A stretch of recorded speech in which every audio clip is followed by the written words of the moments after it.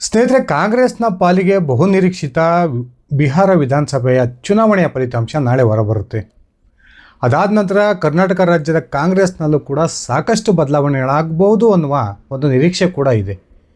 ಇದೇ ಸಂದರ್ಭದಲ್ಲಿ ಕಾಂಗ್ರೆಸ್ ಹೈಕಮಾಂಡ್ ಕೂಡ ನಾಳೆಯ ನಂತರ ರಾಜ್ಯದ ಭಿನ್ನಮತ ಪರಿಹಾರಕ್ಕೂ ಕೂಡ ಒಂದು ಮಹತ್ವದ ನಿರ್ಧಾರವನ್ನು ತೆಗೆದುಕೊಳ್ಳುತ್ತೆ. ಆ ಮೂಲಕ ಬಹುದೊಡ್ಡ ಹೆಜ್ಜೆಯನ್ನು ಇಡುತ್ತೆ ಅನ್ನುವ ಮಾತುಗಳು ಕೂಡ ಕೇಳಿ ಬರ್ತಾ ಇದ್ದಾವೆ. ಇನ್ನೊಂದು ಕಡೆ CM ಸಿದ್ದರಾಮಯ್ಯ ಹಾಗೂ DCM DK ಶಿವಕುಮಾರ್ ಕೂಡ 15ರ ನಂತರ ದೆಹಲಿಯ ಪ್ರವಾಸವನ್ನು ಕೈಗೊಳ್ತಾರೆ. ಆ ಪ್ರವಾಸದ ಸಂದರ್ಭದಲ್ಲಿ ಈ ಅಧಿಕಾರ ಹಂಚಿಕೆ ವಿಚಾರ, ಪವರ್ ಶೇರಿಂಗ್ ವಿಚಾರಕ್ಕೆ ಸಂಬಂಧಪಟ್ಟಂತೆ ಎಲ್ಲವೂ ಕೂಡ ಒಂದು ಹಂತಕ್ಕೆ ಬರುತ್ತೆ ಅನ್ನುವ ನಿರೀಕ್ಷೆಗಳನ್ನು ಕಾಂಗ್ರೆಸ್ನ ಅನೇಕ ನಾಯಕರು ಇಟ್ಕೊಂಡಿದ್ದಾರೆ. ಈ ನಡುವೆ ಒಂದು ಕಡೆ ಸಿದ್ದರಾಮಯ್ಯ ಮತ್ತು ಅವರ ಬೆಂಬಲಿಗರು ಯಾವುದೇ ಕಾರಣಕ್ಕೂ ಅಧಿಕಾರ ಹಸ್ತಾಂತರ ಮಾಡೋದಿಲ್ಲ, ಉಳಿದಿರ್ತಕ್ಕಂಥ ಅವಧಿಗೂ ಕೂಡ ಮುಖ್ಯಮಂತ್ರಿಯಾಗಿ ಸಿದ್ದರಾಮಯ್ಯನವರೇ ಮುಂದುವರಿತಾರೆ ಅನ್ನುವ ಒಂದು ಬಹಿರಂಗ ಹೇಳಿಕೆಗಳನ್ನು ಸಾಕಷ್ಟು ಈಗಾಗಲೇ ಕೊಟ್ಬಿಟ್ಟಿದ್ದಾರೆ. ಇನ್ನೊಂದು ಕಡೆ DK ಬೆಂಬಲಿಗರು ಕೂಡ ಡಿಸೆಂಬರಲ್ಲಿ ಬೆಳಗಾವಿಯಲ್ಲಿ ನಡೀತಕ್ಕಂಥ ಒಂದು ಚಳಿಗಾಲದ ಅಧಿವೇಶನಕ್ಕೆ DK ಶಿವಕುಮಾರ್ ಮುಖ್ಯಮಂತ್ರಿಯಾಗಿಯೇ ಆ ಒಂದು ಅಧಿವೇಶನದಲ್ಲಿ ಭಾಗವಹಿಸ್ತಾರೆ ಅನ್ನುವ ಹೇಳಿಕೆಗಳನ್ನು ಸಾಕಷ್ಟು ಬಹಿರಂಗವಾಗಿ ಕೊಡ್ತಾ ಇದ್ದಾರೆ. ಈ ನಡುವೆ ಸಿದ್ದರಾಮಯ್ಯ ಬಣ ಇದೀಗ DK ಶಿವಕುಮಾರ್ ಅವರ ಮನವೊಲಿಕೆಗೆ ಮುಂದಾಗಿದೆ ಎನ್ನುವ ಮಾತುಗಳು ಕೇಳಿ ಬರ್ತಾ ಇದ್ದು, DK ಶಿವಕುಮಾರ್ ಅವರಿಗೆ ಬಹುದೊಡ್ಡ ಒಂದು ಆಫರನ್ನು ಸಿದ್ದು ಬಳಗ ಈಗ ಕೊಡ್ತಾ ಇದೆ ಅನ್ನುವ ಒಂದು ಮಾಹಿತಿಗಳು ಸಿದ್ದರಾಮಯ್ಯ ಬಳಗದವರಿಂದನೇ ಸಿಗ್ತಾ ಇದ್ದಾವೆ. ಸಿದ್ದರಾಮಯ್ಯನವರ ಮುಖ್ಯಮಂತ್ರಿ ಕುರ್ಚಿ ಉಳಿಬೇಕು, ಸರ್ಕಾರ ಮತ್ತು ಪಕ್ಷಕ್ಕೆ ಯಾವುದೇ ರೀತಿಯ ಹಾನಿ ಕೂಡ ಆಗಬಾರ್ದು ಅನ್ನುವ ಒಂದು ನಿರ್ಧಾರಕ್ಕೆ ಸಿದ್ದರಾಮಯ್ಯ ಬಳಗ ಬಂದಿದ್ದು, ಆ ಒಂದು ನಿರ್ಧಾರದ ಕಾರಣಕ್ಕೇ ಈಗ DK ಶಿವಕುಮಾರ್ ಅವರಿಗೆ ಬಹುದೊಡ್ಡ ಆಫರನ್ನು ಕೊಡೋದ್ರ ಮೂಲಕ DK ಶಿವಕುಮಾರ್ ಅವರ ಮನವೊಲಿಸ್ತಕ್ಕಂಥ ಪ್ರಯತ್ನಕ್ಕೆ ಸಿದ್ದರಾಮಯ್ಯ ಬಳಗ ಕೈ ಹಾಕಿದೆ.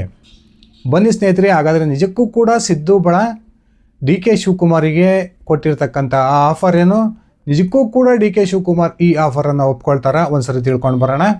ಅದಕ್ಕಿಂತ ಮುಂಚೆ ನೀವಿನ್ನು ನನ್ನ ಇಟ್ಕೆ ಅಂತ ಯೂಟ್ಯೂಬ್ ಚಾನಲ್ಗೆ ಸಬ್ಸ್ಕ್ರೈಬ್ ಮಾಡ್ಕೊಂಡಿಲ್ಲ ಅಂದರೆ ದಯವಿಟ್ಟು ಸಬ್ಸ್ಕ್ರೈಬ್ ಮಾಡಿಕೊಂಡು ಬೆಲ್ ಬಟನ್ನ ಕ್ಲಿಕ್ ಮಾಡಿ. ನಾನು ಕೊಡ್ತಕ್ಕಂಥ ಮಾಹಿತಿ ನಿಮ್ಗೆ ಇಷ್ಟ ಆಗಿದ್ದರೆ ಈ ವಿಡಿಯೋಗೆ ಲೈಕ್ ಮಾಡಿ, ಶೇರ್ ಮಾಡಿ, ಕಮೆಂಟ್ ಮಾಡಿ. ಸ್ನೇಹಿತರೆ, ದೇಶದ ಮೂರೇ ಕಡೆ ಇರ್ತಕ್ಕಂಥ ಕಾಂಗ್ರೆಸ್ ಸರ್ಕಾರದಲ್ಲಿ ಅತ್ಯಂತ ಪ್ರಬಲವಾಗಿರ್ತಕ್ಕಂಥ ಕರ್ನಾಟಕದ ಸರ್ಕಾರವನ್ನು ಉಳಿಸ್ಕೊಳ್ಳೇಬೇಕಾದಂತಹ ಒಂದು ಅನಿವಾರ್ಯತೆ ಕಾಂಗ್ರೆಸ್ನ ಹೈಕಮಾಂಡ್ಗಿದೆ.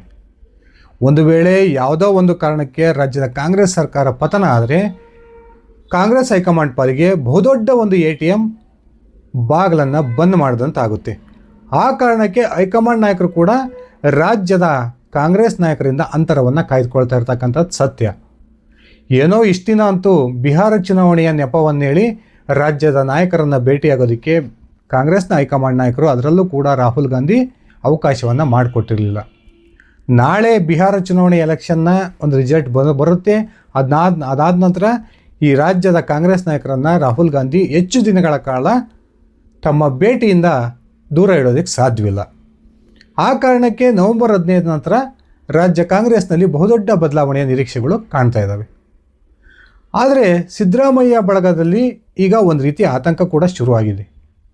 ಒಂದು ಕಡೆ DK ಶಿವಕುಮಾರ್ ಸಿದ್ದರಾಮಯ್ಯನವರೇ ಉಳಿದಿರ್ತಕ್ಕಂಥ ಅವಧಿಗೆ ಮುಖ್ಯಮಂತ್ರಿಯಾಗಿ ಮುಂದುವರಿಲಿ, ನಂದೇನು ಅಭ್ಯಂತರ ಇಲ್ಲ ಅನ್ನುವ ಹೇಳಿಕೆಯನ್ನು ಮಾಧ್ಯಮಗಳ ಮುಂದೆ ಕೊಟ್ಟರೂ ಕೂಡ DK ಶಿವಕುಮಾರ್ ತಾನು ಮುಖ್ಯಮಂತ್ರಿ ಆಗೋದಕ್ಕೆ ಏನೆಲ್ಲ ಪ್ರಯತ್ನಗಳನ್ನು ನಡೆಸಬೇಕೋ ಅದನ್ನು ಹೈಕಮಾಂಡ್ ಮಟ್ಟದಲ್ಲಿ ನಡೆಸ್ತಾನೆ ಇದ್ದಾರೆ. ಪದೇ ದೆಹಲಿಯ ಪ್ರವಾಸವನ್ನು ಕೈಗೊಳ್ಳೋದ್ರ ಮೂಲಕ ಹೈಕಮಾಂಡ್ ನಾಯಕರ ಮೇಲೆ ಒತ್ತಡವಾಗ್ತಕ್ಕಂಥ ಒಂದು ಪ್ರಯತ್ನವನ್ನು ನಡೆಸ್ತಾ ಇದ್ದಾರೆ. ಇನ್ನೊಂದು ಕಡೆ ಸಿದ್ದರಾಮಯ್ಯ ಮತ್ತು ಅವರ ಬೆಂಬಲಿಗರು ಉಳಿದಿರ್ತಕ್ಕಂಥ ಅವಧಿಗೂ ಕೂಡ ಸಿದ್ದರಾಮಯ್ಯನವರೇ ಮುಖ್ಯಮಂತ್ರಿ ಆಗಿರ್ತಾರೆ ಅನ್ನುವ ಹೇಳಿಕೆಗಳನ್ನು ಕೊಟ್ಟರೂ ಕೂಡ ಒಂದು ಒಳಗಿನ ಅಳುಕು ಸಿದ್ದರಾಮಯ್ಯನವರಿಗೆ ಕಾಡ್ತಾ ಇದೆ. ಯಾಕಂದರೆ ಕಾಂಗ್ರೆಸ್ ಹೈಕಮಾಂಡ್ ಯಾವಾಗ ಏನು ಬೇಕಾದರೂ ನಿರ್ಧಾರವನ್ನು ತೆಗೆದುಕೊಳ್ಬೋದು. ಕಾಂಗ್ರೆಸ್ ಹೈಕಮಾಂಡ್ ಕೇವಲ ಒಂದು ಫೋನ್ ಕಾಲ್ನ ಮೂಲಕ, ಒಂದು ಲಕೋಟೆಯಲ್ಲಿ ಒಂದು ಹೆಸರು ಬರೆದು ಕಳಿಸೋದ್ರ ಮೂಲಕ ಸಾಕಷ್ಟು ರಾಜ್ಯಗಳ ಮುಖ್ಯಮಂತ್ರಿಯನ್ನು ಬದಲಾವಣೆ ಮಾಡಿರ್ತಕ್ಕಂಥ ಉದಾಹರಣೆಗಳು ಕಾಂಗ್ರೆಸ್ ಇತಿಹಾಸದಲ್ಲಿ ಬೇಕಾದಷ್ಟಿದ್ದಾವೆ. ಅಂತಹದೇ ಒಂದು ನಿರ್ಧಾರ ಕಾಂಗ್ರೆಸ್ ಹೈಕಮಾಂಡ್ ತೆಗೆದುಕೊಳ್ಬೋದು ಅನ್ನುವ ಒಂದು ಭಯ ಸಿದ್ದರಾಮಯ್ಯನವರ ಬಳಗಕ್ಕೆ ಕಾಡ್ತಾ ಇದೆ.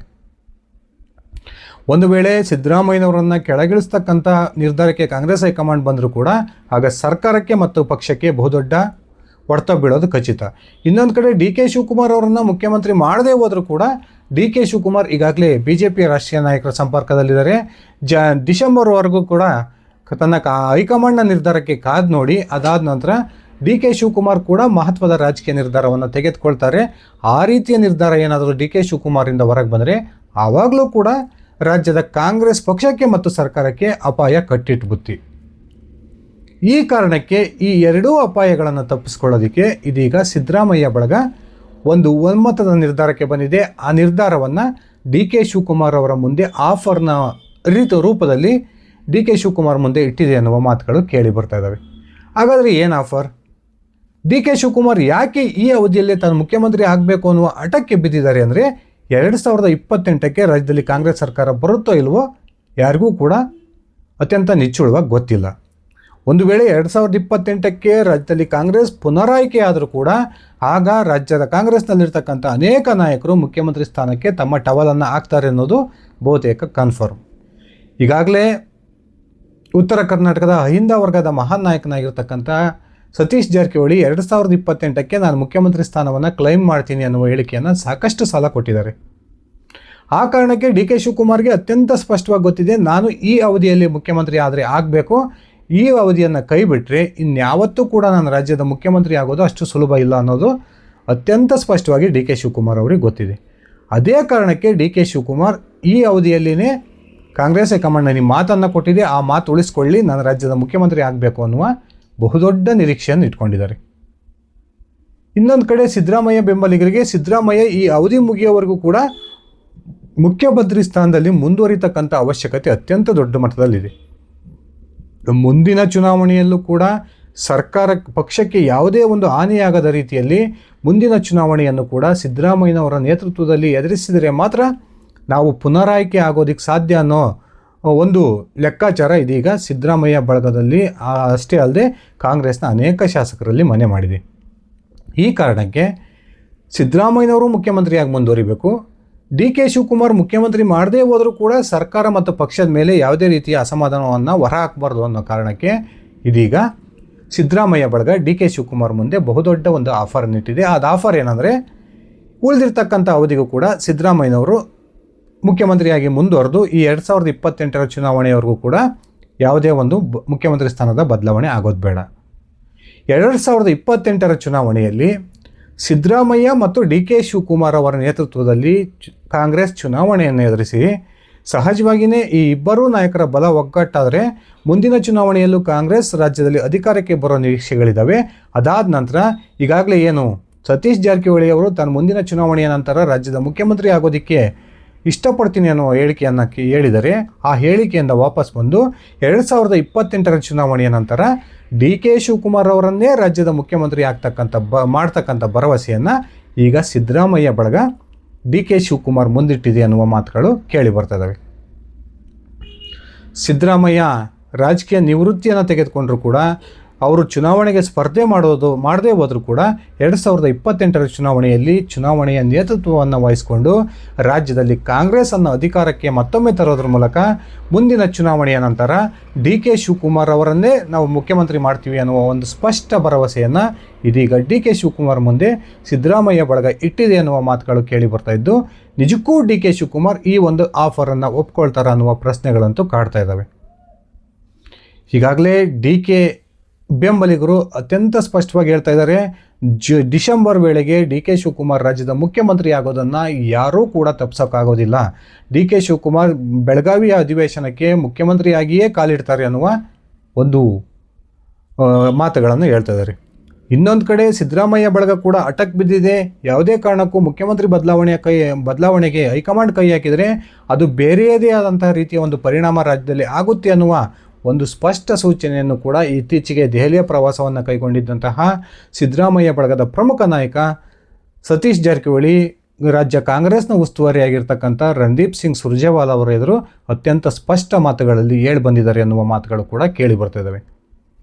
ಇಂತಹ ಸಂದರ್ಭದಲ್ಲಿ ತಾನು ರಾಜ್ಯದ ಮುಖ್ಯಮಂತ್ರಿ ಆಗಲೇಬೇಕು, ಅದು ಕೂಡ ಇದೇ ಅವಧಿಗೆ ಆಗಬೇಕು ಅನ್ನುವ ನಿರೀಕ್ಷೆಯನ್ನು ಇಟ್ಕೊಂಡಿರ್ತಕ್ಕಂಥ ಡಿ ಕೆ ಶಿವಕುಮಾರ್ ಸಿದ್ದರಾಮಯ್ಯ ಬಣ ಕೊಟ್ಟಿರ್ತಕ್ಕಂಥ ಈ ಆಫರನ್ನು ಒಪ್ಕೊಳ್ಳೋದ್ರ ಮೂಲಕ 2028ಕ್ಕೂ ಕೂಡ ರಾಜ್ಯದಲ್ಲಿ ಮತ್ತೊಮ್ಮೆ ಕಾಂಗ್ರೆಸ್ ಅಧಿಕಾರಕ್ಕೆ ಬಂದಿದ್ದೇ ಆದರೆ ಡಿ ಕೆ ಶಿವಕುಮಾರ್ ಮುಖ್ಯಮಂತ್ರಿ ಆದಿ ಸುಗಮವಾಗುತ್ತಾ? ಈ ಪ್ರಶ್ನೆಗಳಂತೂ ಹುಟ್ಕೊಂಡಿದ್ದಾವೆ. ಕಾದು ನೋಡೋಣ ಸ್ನೇಹಿತರೆ, ಈ ಸಿದ್ದರಾಮಯ್ಯ ಬಳಗ ಕೊಟ್ಟಿರ್ತಕ್ಕಂಥ ಆಫರ್ನ ಕುರಿತು ನಿಮ್ಮ ಅಭಿಪ್ರಾಯವೇನು ದಯವಿಟ್ಟು ಕಮೆಂಟ್ ಮಾಡಿ. ಸಿದ್ದರಾಮಯ್ಯ ಬಳಗದ ಆಫರನ್ನು ಒಪ್ಕೊಳ್ಳೋದ್ರ ಮೂಲಕ ಡಿ ಕೆ ಶಿವಕುಮಾರ್ 2028ರ ಚುನಾವಣೆಯ ನಂತರ ರಾಜ್ಯದ ಮುಖ್ಯಮಂತ್ರಿ ಆಗಬೇಕಾ? ನಿಮ್ಮ ವೈಯಕ್ತಿಕ ಅಭಿಪ್ರಾಯವನ್ನು ಕಮೆಂಟ್ ಮಾಡಿ. ಧನ್ಯವಾದಗಳು. ಶುಭ ದಿನ.